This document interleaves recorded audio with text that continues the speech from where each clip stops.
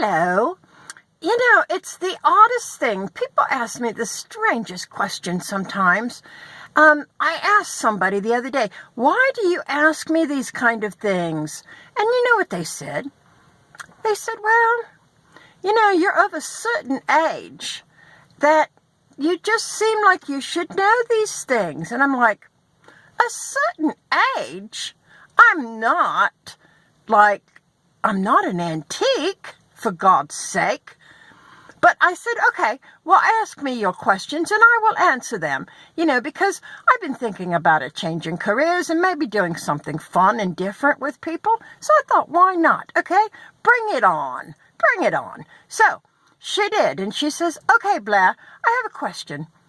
Why does my dog hump everything in sight, including people's legs whenever they come over?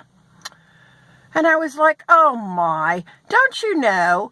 That is just an animal instinct. They're dogs, for God's sake. They don't know any better.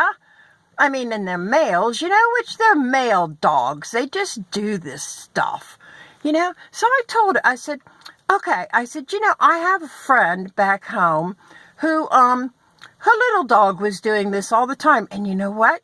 She bought him a stuffed duck. Yes, a stuffed duck toy with a fluffy butt, and this little dog just had the time of his life with that stuffed animal. Oh, yes, no more humping people's arms and legs, Just give him the duck. It works. And then I have another friend. You know, there's something about animals that is just so strange, and her dog, whenever he gets in trouble and she scolds him, he looks at his member.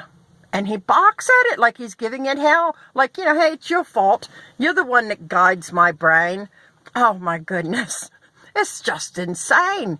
You know, now I have cats and they don't do this kind of stuff. I mean, they're fixed too, you know, but they're just not very smart, I guess, because they just get on top of each other's backs and bounce up and down. I mean, they're not even in the right place. Oh, they're just so strange, animals are.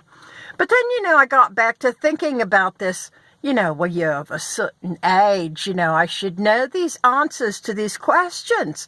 And I thought, you know, well, what is it about this certain age that I am? I'm wonderful. That's what it is. I am just wonderful. I'm all-knowing. You know, I always told my kids I had eyes in the back of my head, and it's true. I can't really feel them, and they're kind of invisible, but they're there, you know, and the kids, they knew this. So I guess that I've become just more wonderful and awesome as I've aged, and I've just like, yes, that's it. And I'm more knowledgeable, too. Yes, more knowledgeable. That's what it is. More knowledgeable, and I have certain things like, you know, that people of my age have in my house, in my, you know, in my keeping. I have tape measures. Yes, I had a girl once that asked me, do you have a tape measure? I really need to be measured for a costume.